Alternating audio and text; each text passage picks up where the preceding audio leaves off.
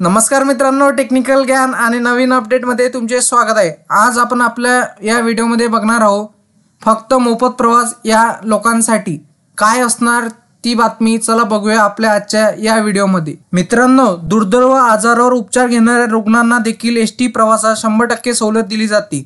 Single sale आणि haemophilia रुग्णांना ST महामंडळाच्या साध्या आणि निमआराम बसने प्रवास 150 किलोमीटर पर्यंतचा प्रवास मोफत करण्याची सुविधा देण्यात आली आहे।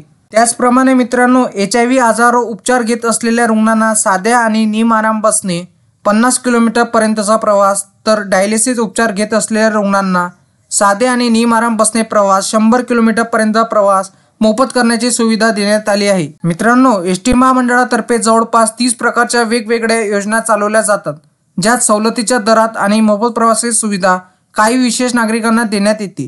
तुम्ही देखील या योजनेचा लाभ घेण्यासाठी पात्र असाल तर आजच नजीकच्या एसटी महामंडळाच्या संबंधित विभाग नियंत्रकांच्या कार्यालयाला भेट द्या।